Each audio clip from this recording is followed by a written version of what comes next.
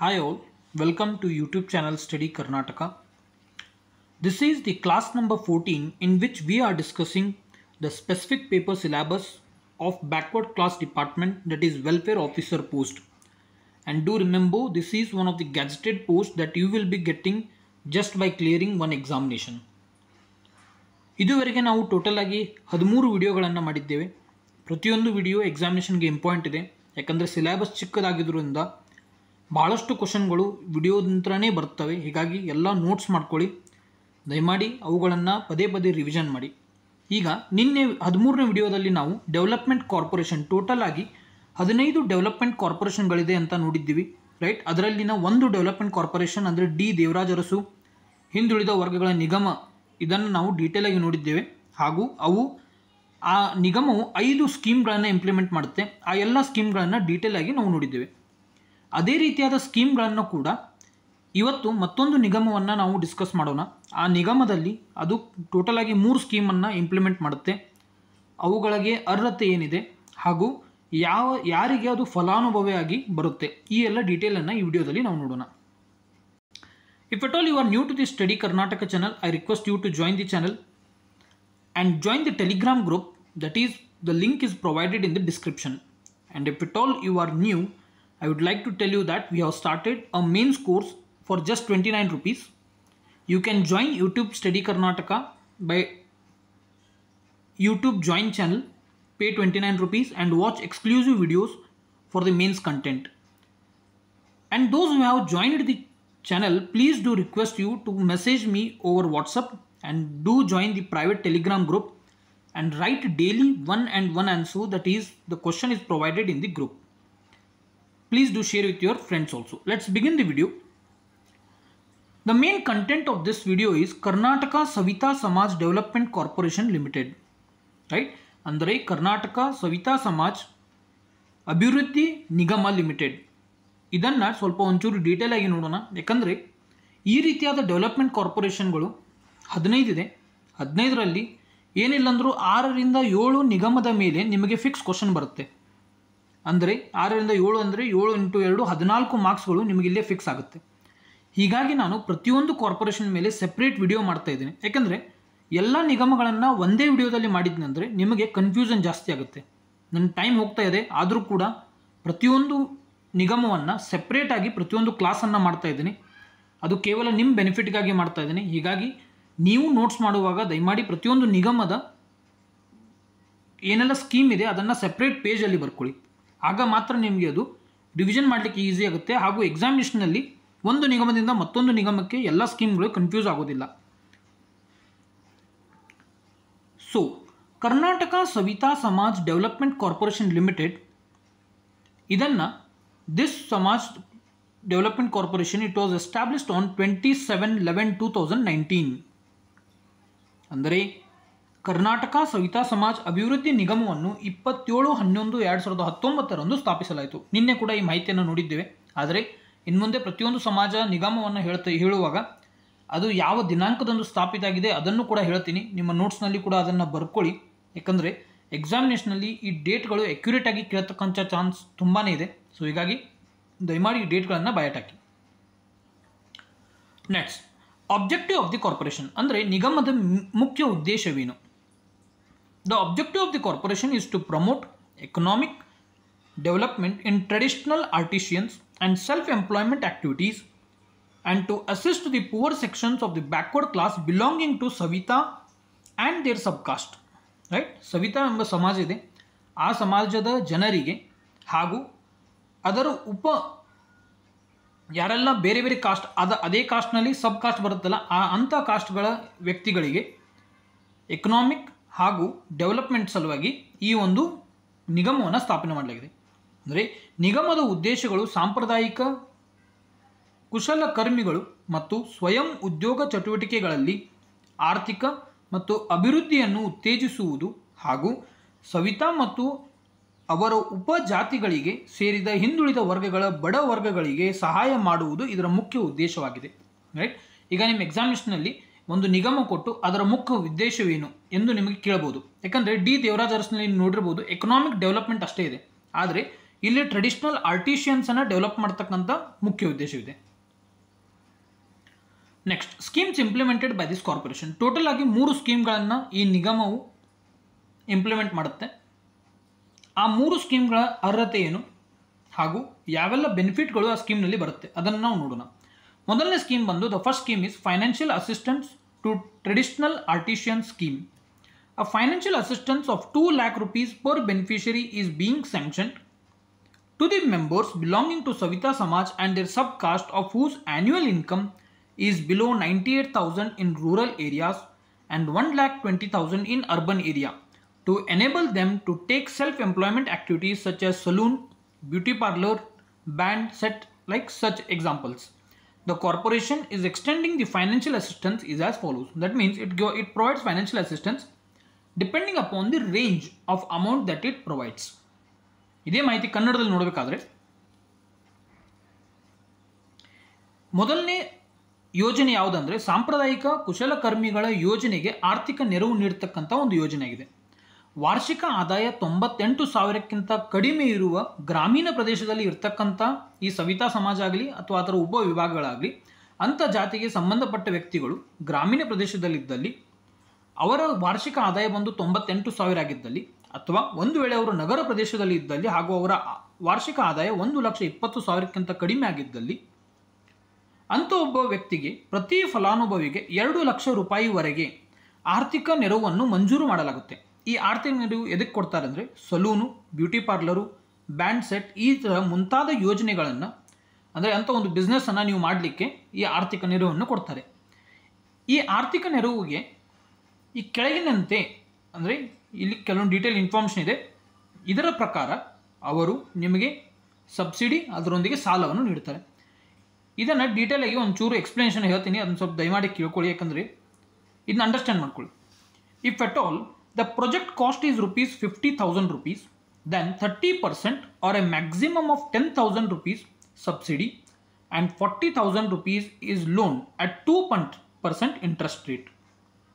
ಅಂದರೆ ಈಗ ನೋಡಿ, ಈಗ ನೀವು ಯಾವುದೇ ಆದ ಒಂದು ಬ್ಯೂಟಿ ಪಾರ್ಲರ್ ಹಾಕ್ತಾ ಇದ್ದೀರಾ, ರೈಟ್? ಅದರ ವೆಚ್ಚ ಎಷ್ಟಾಗುತ್ತೆ ಎಂದು ಕೇಳಿದಲ್ಲಿ ನೀವು 30,000 rupees ಕೊಟೇಶನನ್ನು ಕೊಡ್ತೀರಾ,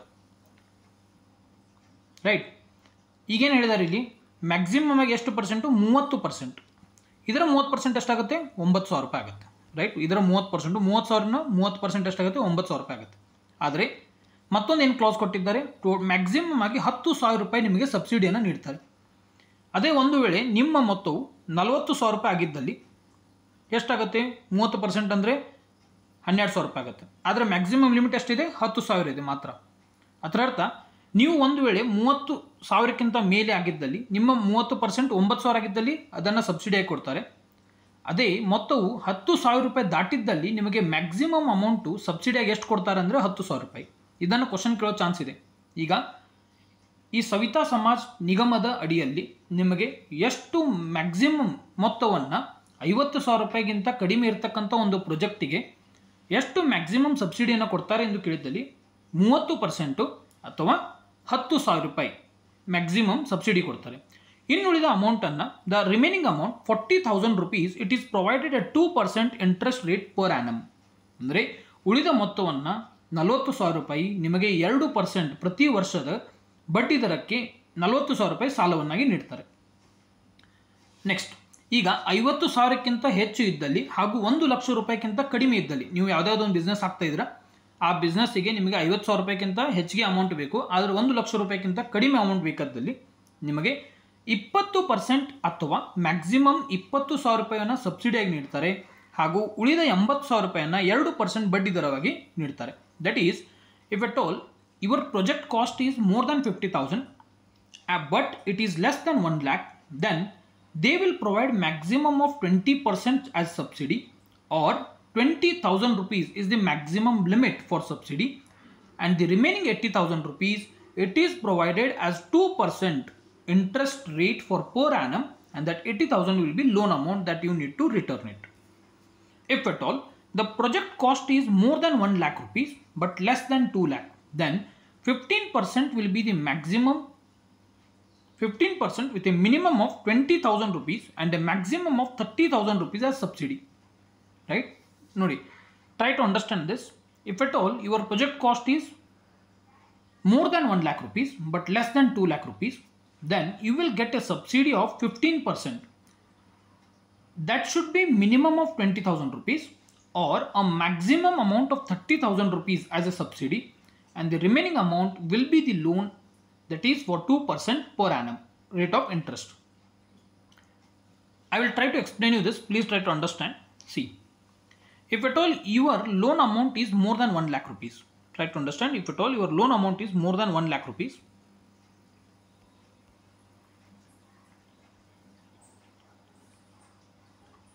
right? If at all it is more than 1 lakh rupees, then you will get a subsidy of 15%. What will be 15% of 1 lakh rupees? It is 15,000, right? But the clause says that the minimum amount of subsidy should be 20,000 rupees, right? That means even if 15% is 15,000, then they should provide you a minimum subsidy of 20,000 rupees. But this subsidy limit is 30,000 rupees for maximum. That means maximum subsidy that can be provided under Savita Corporation, Savita Development Corporation, that is 30,000 rupees. And what is the minimum limit? It is 10,000 rupees. Do try to understand this. Then the rest of the amount, it will be provided as the loan amount for a rate of interest of 2% per annum. ನೋಡಿ, ಇದನ್ನೇ ಕನ್ನಡದಲ್ಲಿ ಮಾಹಿತಿ ಹೇಳಬೇಕಾಗಿದ್ರೆ, ನಿಮ್ಮ ಮೊತ್ತ ಯಾವುದೇ ಒಂದು beauty parlour ಹಾಕ್ತಾ ಇದ್ದೀರಾ ಅಥವಾ ಸಲೂನನ್ನು ಹಾಕ್ತಾ ಇದ್ದೀರಾ, ಆಗ ನಿಮ್ಮ ವೆಚ್ಚವು 50,000 ರೂಪಾಯಿಗಿಂತ ಕಡಿಮೆ ಆಗಿದ್ದಲ್ಲಿ ನಿಮಗೆ 30%, ಎದರದು 50,000 ರೂಪಾಯಿದಲ್ಲಿ ಎಷ್ಟು ಅಮೌಂಟ್ ಇರುತ್ತಲ್ಲ, ಈಗ ಒಂದು ವೇಳೆ ತಿಳ್ಕೊಳ್ಳಿ 30,000 ರೂಪಾಯಿ ಅಮೌಂಟ್ ಇದೆ, ರೈಟ್? ಅದರ 30% ನಿಮಗೆ ಸಬ್ಸಿಡಿಯಾಗಿ ನೀಡ್ತಾರೆ. ಆದರೆ ಒಂದು ವೇಳೆ ಈ 30% 10,000 ರೂಪಾಯಿಗಿಂತ ಹೆಚ್ಚಾಗಿದ್ದಲ್ಲಿ ಆಗ ನಿಮಗೆ ಮ್ಯಾಕ್ಸಿಮಮ್ ಸಬ್ಸಿಡಿಯನ್ನು 10,000 ರೂಪಾಯಿನ ನೀಡ್ತಾರೆ. ಹಾಗೂ ಉಳಿದ 40,000 ರೂಪಾಯಿ ಏನಿದೆ ಅದನ್ನು ವಾರ್ಷಿಕ 2% ಬಡ್ಡಿ ದರದ ಹಾಗೆ ನಿಮಗೆ ಸಾಲವನ್ನು ನೀಡಲಾಗುತ್ತೆ. ಅದೇ ಒಂದು ವೇಳೆ ನಿಮ್ಮ ಪ್ರಾಜೆಕ್ಟಿನ ಮೊತ್ತ, ನೀವು ಯಾವುದೇ ಒಂದು ಅಂಗಡಿ ಹಾಕ್ತಾ ಇದ್ದೀರಾ, ಆ ಅಂಗಡಿಯ ವೆಚ್ಚ 50,000ಕ್ಕಿಂತ ಹೆಚ್ಚಿತ್ತು ಹಾಗೂ 1 ಲಕ್ಷಕ್ಕಿಂತ ಕಡಿಮೆ ಆಗಿದ್ದಲ್ಲಿ ನಿಮಗೆ 20% ಸಬ್ಸಿಡಿಯನ್ನು ನೀಡ್ತಾರೆ. ಒಂದು ವೇಳೆ ಈ 20% 20,000ಕ್ಕಿಂತ ಹೆಚ್ಚಿಗೆ ಆಗ್ತಾ ಇದ್ದಲ್ಲಿ ನಿಮಗೆ ಮ್ಯಾಕ್ಸಿಮಮ್ ಆಗಿ 20,000 ರೂಪಾಯಿ ಸಬ್ಸಿಡಿಯನ್ನು ನೀಡ್ತಾರೆ. ಹಾಗೆ ಇನ್ನುಳಿದ 80,000 ರೂಪಾಯಿಯನ್ನು ಪ್ರತಿ ವರ್ಷಕ್ಕೆ 2% ಬಡ್ಡಿ ದರದಲ್ಲಿ ಸಾಲವನ್ನಾಗಿ ನೀಡಲಾಗುತ್ತೆ. ನೆಕ್ಸ್ಟ್, ಈ ಮೂರನೇ ಪಾಯಿಂಟ್ ಇದೆಯಲ್ಲ, ಅದು ಇಂಪಾರ್ಟೆಂಟ್ ಆಗಿದೆ, ಲಕ್ಷ್ಯ ಇಟ್ಕೊಳ್ಳಿ. ಒಂದು ವೇಳೆ ನಿಮ್ಮ ಪ್ರಾಜೆಕ್ಟು 1 ಲಕ್ಷಕ್ಕಿಂತ ಹೆಚ್ಚಾಗಿದ್ದಲ್ಲಿ ಹಾಗೂ 2 ಲಕ್ಷಕ್ಕಿಂತ ಕಡಿಮೆ ಇದ್ದಲ್ಲಿ ಅಥವಾ 2 ಲಕ್ಷವೇ ಆಗಿದ್ದಲ್ಲಿ ಅದಕ್ಕೆ 15% ಸಬ್ಸಿಡಿಯನ್ನು ನೀಡ್ತಾರೆ. ಒಂದು ವೇಳೆ ಈ 15% 20,000ಕ್ಕಿಂತ ಕಡಿಮೆ ಇದ್ದಲ್ಲಿ ನಿಮಗೆ 20,000 ರೂಪಾಯಿ ಸಬ್ಸಿಡಿ ನೀಡ್ತಾರೆ. ಆದರೆ ಒಂದು ವೇಳೆ ಈ 15% 30,000ಕ್ಕಿಂತ ಹೆಚ್ಚಾಗಿದ್ದಲ್ಲಿ ನಿಮಗೆ ಮ್ಯಾಕ್ಸಿಮಮ್ ಆಗಿ ಸಬ್ಸಿಡಿ 30,000 ರೂಪಾಯಿ ನೀಡ್ತಾರೆ, ರೈಟ್? ಹಾಗೆ ಇನ್ನುಳಿದ ಏನು ಮೊತ್ತ ಇರುತ್ತಲ್ಲ ಅದನ್ನು ಸಾಲವನ್ನಾಗಿ ನೀಡ್ತಾರೆ. ಪ್ರತಿ ವರ್ಷಕ್ಕೆ 2% ಬಡ್ಡಿ ದರ ಆಗಿರುತ್ತೆ. ಇದು ಅರ್ಥ ಆಗಿರುತ್ತೆ ಅಂತ ಅನ್ಕೋತೀನಿ. ಒಂದು ವೇಳೆ ಏನಾದರೂ ಡೌಟ್ ಇದ್ದಲ್ಲಿ ದಯಮಾಡಿ ಕಮೆಂಟ್ ಮಾಡಿ ತಿಳಿಸಿ. ನಾನು ನಿಮಗೆ ಅದನ್ನ ಮುಂದಿನ ವಿಡಿಯೋದಲ್ಲಿ ಕ್ಲಿಯರ್ ಮಾಡಲಿಕ್ಕೆ ಟ್ರೈ ಮಾಡ್ತೀನಿ. Hope this is understandable. If it all it is not, please do comment it. I will try to explain it more in the upcoming videos. Next, self-employment loan and subsidy scheme. Self-employment direct loan and subsidy scheme ಅಂದರೆ ಸ್ವಯಂ ಉದ್ಯೋಗ ನೇರ ಸಾಲ ಮತ್ತು ಸಹಾಯಧನ ಯೋಜನೆ. A financial assistance of 2 lakh rupees per beneficiary is being sanctioned to the members belonging to Savita and their subcaste of whose annual family income is below 98,000 in rural areas and 1,20,000 in urban areas, to enable them to take self-employment activities such as petty business, service, agricultural and allied activities. The corporation is extending the financial assistance, which is as follows. See, again the clause is same, just you need to remember the 4% interest rate. Here the interest rate was 2%. Right, but here the interest rate is 4%. Else everything the explanation is same. That is, if at all your project cost is below 50,000, you will get a maximum of 30% subsidy, or the maximum amount should be less than 10,000, or it is 10,000 as subsidy and 40,000 rupees it will be provided as loan, but the rate of interest is 4% instead of 2% because this is self-employment direct loan and subsidy scheme. Again, for the project cost which is more than 50,000 but less than 1 lakh, then you will get a subsidy of 20%, but the maximum limit is 20,000 rupees and the rest 80,000 will be provided as a loan at 4% interest rate per annum. Again, the next third clause is the same, that is the project cost, if at all it is more than 1 lakh rupees, but the maximum limit is 2 lakh, then you will get a subsidy of 15% with a minimum of 20,000 rupees as subsidy and a maximum of 30,000 rupees as subsidy, and the remaining amount is loan at 4% per annum rate of interest. ಇದನ್ನೇ ಮಾಹಿತಿ ಕನ್ನಡದಲ್ಲಿ ಹೇಳಬೇಕಾದ್ರೆ ಸಣ್ಣ ವ್ಯಾಪಾರ, ಸೇವೆ ಮತ್ತು ಕೃಷಿ ಹಾಗೂ ಇದಕ್ಕೆ ಸಂಬಂಧಪಟ್ಟ ಚಟುವಟಿಕೆಗಳನ್ನು ಸ್ವಯಂ ಉದ್ಯೋಗ ಚಟುವಟಿಕೆಗಳನ್ನು ಕೈಗೊಳ್ಳಲು ಅನುವು ಮಾಡಿಕೊಡುತ್ತದೆ. ಯಾವುದು? ಈ ಯೋಜನೆ. ಅದರೊಂದಿಗೆ ಇಲ್ಲಿ ಸೇಮ್ ಎಕನಾಮಿಕ್ ಲಿಮಿಟ್ ಅದೇ ಇರುತ್ತೆ. ಒಂದು ವೇಳೆ ನೀವು ಗ್ರಾಮೀಣ ಪ್ರದೇಶದಲ್ಲಿದ್ದಲ್ಲಿ ನೀವು ಸವಿತಾ ಹಾಗೂ ಅದರ ಉಪಜಾತಿಗಳಿಗೆ ಸಂಬಂಧಪಟ್ಟಿದ್ದಲ್ಲಿ, ನೀವು ಗ್ರಾಮೀಣ ಪ್ರದೇಶದಲ್ಲಿದ್ದಲ್ಲಿ ನಿಮ್ಮ ಒಟ್ಟು ಆದಾಯ 98,000 ರೂಪಾಯಿಗಿಂತ ಕಡಿಮೆ ಆಗಿರಬೇಕು. ಒಂದು ವೇಳೆ ನೀವು ನಗರದಲ್ಲಿದ್ದಲ್ಲಿ ನಿಮ್ಮ ಒಟ್ಟು ಆದಾಯ 1,20,000ಕ್ಕಿಂತ ಕಡಿಮೆ ಆಗಿರಬೇಕು. ಅಂಥ ಒಬ್ಬ ವ್ಯಕ್ತಿಗೆ ಸ್ವಯಂ ಉದ್ಯೋಗ ಮಾಡಲು ಇದರಲ್ಲಿ ಸಾಲ ಹಾಗೂ ಸಬ್ಸಿಡಿಯನ್ನು ನೀಡಲಾಗುತ್ತೆ. ಆದರೆ ಇಲ್ಲಿ ಒಂದೇ ಒಂದು ಡಿಫ್ರೆನ್ಸ್ ಏನಂದರೆ, ನಾವು ಈ ಸ್ಕೀಮನ್ನು ನೋಡುವಾಗ ಇಲ್ಲಿ 2% ಬಡ್ಡಿ ದರ ಇತ್ತು, ಆದರೆ ಇಲ್ಲಿ ಬಡ್ಡಿ ದರ ಬಂದು 4% ಆಗಿರುತ್ತೆ. ಸೇಮ್ ಅದೇ ಎಕ್ಸ್ಪ್ಲನೇಷನ್ ಬರುತ್ತೆ. ಒಂದು ವೇಳೆ ನಿಮ್ಮ ಪ್ರಾಜೆಕ್ಟು 50,000ಕ್ಕಿಂತ ಕಡಿಮೆ ಇದ್ದಲ್ಲಿ ನಿಮಗೆ 30% ಅಥವಾ ಗರಿಷ್ಠವಾಗಿ 10,000 ರೂಪಾಯಿ ಸಬ್ಸಿಡಿಯನ್ನು ನೀಡಲಾಗುತ್ತೆ. ಇನ್ನುಳಿದ 40,000 ರೂಪಾಯಿ 4% ಬಡ್ಡಿ ದರದಲ್ಲಿ ಸಾಲವನ್ನಾಗಿ ನೀಡಲಾಗುತ್ತೆ. ಒಂದು ವೇಳೆ ನಿಮ್ಮ ಪ್ರಾಜೆಕ್ಟು 50,000ಕ್ಕಿಂತ ಹೆಚ್ಚಿಗೆ ಇದ್ದು 1 ಲಕ್ಷಕ್ಕಿಂತ ಕಡಿಮೆ ಇದ್ದಲ್ಲಿ 20% ಸಬ್ಸಿಡಿ ಅಥವಾ ಮ್ಯಾಕ್ಸಿಮಮ್ ಆಗಿ 20,000 ರೂಪಾಯಿ ಸಬ್ಸಿಡಿಯನ್ನು ನೀಡಲಾಗುತ್ತೆ. ಇನ್ನುಳಿದ 80,000 ರೂಪಾಯಿ ವಾರ್ಷಿಕ 4% ಬಡ್ಡಿ ದರದಲ್ಲಿ ನಿಮಗೆ ಸಾಲವನ್ನು ನೀಡಲಾಗುತ್ತೆ. ಮೂರನೇ ಪಾಯಿಂಟ್ ಬಂದು 1 ಲಕ್ಷಕ್ಕಿಂತ ಹೆಚ್ಚಿಗೆ ಇದ್ದು ನಿಮ್ಮ ಯಾವುದೇ ಒಂದು ಪ್ರಾಜೆಕ್ಟ್ ಮಾಡ್ತಾ ಇದ್ದೀರಾ, ಅದಕ್ಕೆ 1 ಲಕ್ಷಕ್ಕಿಂತ ಹೆಚ್ಚಿಗೆ ಅಮೌಂಟ್ ಇದ್ದು ಆದರೆ 2 ಲಕ್ಷ ಅಥವಾ 2 ಲಕ್ಷಕ್ಕಿಂತ ಕಡಿಮೆ ಇದ್ದಲ್ಲಿ ನಿಮಗೆ ಮ್ಯಾಕ್ಸಿಮಮ್ ಆಗಿ 15% ಸಬ್ಸಿಡಿ ನೀಡ್ತಾರೆ. ಅದರಲ್ಲಿ 15% ಮಿನಿಮಮ್ 20,000 ರೂಪಾಯಿಗೆ ಸಮವಾಗಿರಬೇಕು ಅಥವಾ ಮ್ಯಾಕ್ಸಿಮಮ್ ಆಗಿ 30,000 ರೂಪಾಯಿ ನಿಮಗೆ ಸಹಾಯಧನ ಅಥವಾ ಸಬ್ಸಿಡಿಯನ್ನು ನೀಡ್ತಾರೆ. ಇನ್ನುಳಿದ ಏನು ಮೊತ್ತ ಇರುತ್ತಲ್ಲ ಅದನ್ನು 4% ಬಡ್ಡಿ ದರದಲ್ಲಿ ನಿಮಗೆ ಸಾಲವನ್ನು ನೀಡಲಾಗುತ್ತೆ. Next, the third and the last scheme that is implemented by this corporation, Amrit Munnade training scheme. Try to differentiate the Amrut Munnade scheme of D. Devaraj Arasu Corporation and Amrut Munnade training scheme of the Savita Development Corporation. D Devaraja Arasu ಸ್ಕೀಮ್ನಲ್ಲಿ ನಾವು corporation implement ಮಾಡ್ತಕ್ಕಂಥ ಒಂದು ಸ್ಕೀಮ್ನಲ್ಲಿ ನಾವು ನೋಡಿದ್ದು ಅಮೃತ್ ಮುನ್ನಡೆ scheme ಮಾತ್ರ. ಆದರೆ ಇದರಲ್ಲಿ ಇದು ಅಮೃತ್ ಮುನ್ನಡೆ ಟ್ರೈನಿಂಗ್ ಸ್ಕೀಮ್ ಇದೆ, ಅಂದರೆ ಇದರಲ್ಲಿ ಟ್ರೈನಿಂಗನ್ನು ನೀಡಲಾಗುತ್ತೆ.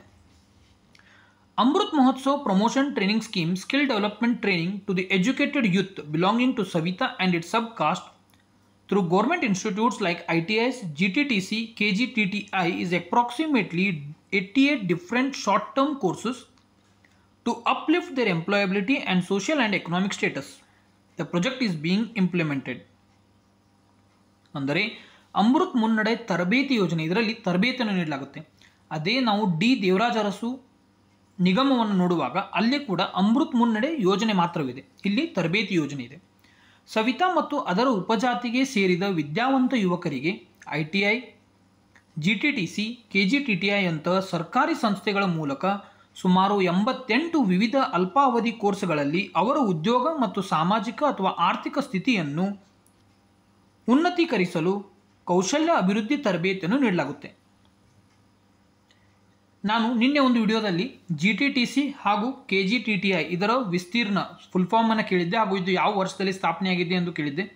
ಕೇವಲ ಒಬ್ಬ ವ್ಯಕ್ತಿಯವರು ಅದಕ್ಕೆ ಕಮೆಂಟ್ ಮಾಡಿ ತಿಳಿಸಿದ್ದಾರೆ. ದಯಮಾಡಿ ಎಲ್ಲರೂ ಇದರಲ್ಲಿ ಸ್ವಲ್ಪ ಪಾರ್ಟಿಸಿಪೇಟ್ ಮಾಡಿ. ನೀವು ಸರ್ಚ್ ಮಾಡಿದ್ದಲ್ಲಿ ಎಕ್ಸಾಮಿನೇಷನಲ್ಲಿ ನಿಮಗೆ ಹೆಲ್ಪ್ ಆಗುತ್ತೆ. ಹೀಗಾಗಿ ಸರ್ಚ್ ಮಾಡಿ ಅದನ್ನು ವಾಪಸ್ ಕಮೆಂಟ್ ಮಾಡಿ. ಅಟ್ಲೀಸ್ಟ್ ನಿನ್ನೆ ಮಾಡಿರ್ತಕ್ಕಂಥ ವಿಡಿಯೋದಲ್ಲಿ ಒಬ್ಬರು ಕಮೆಂಟ್ ಮಾಡಿದ್ದಾರೆ, ಅದನ್ನಾದರೂ ಓದಿ ಅದನ್ನು ವಾಪಸ್ ರಿಪೀಟ್ ಆಗಿ ಇದೇ ವಿಡಿಯೋದಲ್ಲಿ ಕಮೆಂಟ್ ಮಾಡಿ ತಿಳಿಸಿ. Next, benefits that can be derived from the scheme. ಈ ಸ್ಕೀಮ್ ಮುಖಾಂತರ ಏನೆಲ್ಲ ಬೆನಿಫಿಟ್ ಸಿಗುತ್ತೆ? Candidates who have received skill training in government institutes like ITIs, GTTC, KGTTI will be given training certificates by Karnataka Skill Development Corporation. The participation in job fairs organized by Karnataka Skill Development Corporation will be facilitated to get employment. ಅಂದರೆ ಯೋಜನೆಯಿಂದ ಪಡೆಯಬಹುದಾದ ಪ್ರಯೋಜನಗಳೇನು?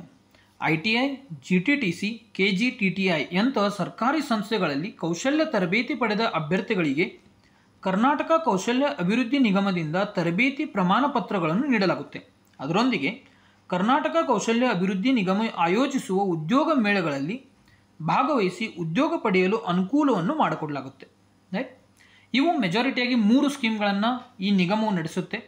ಇದನ್ನು ಬಿಟ್ಟು ಯಾವುದೇ ಆದ scheme ಈ ನಿಗಮವು ಇಂಪ್ಲಿಮೆಂಟ್ ಮಾಡೋದಿಲ್ಲ. ಹೀಗಾಗಿ ಕ್ವಶನ್ ಬಂದಿದ್ದಲ್ಲಿ ಇದೇ ವಿಡಿಯೋದಲ್ಲಿನ ಇನ್ಫಾರ್ಮೇಷನ್ ಮೇಲೇನು ಕ್ವಶನ್ ಬರುತ್ತೆ.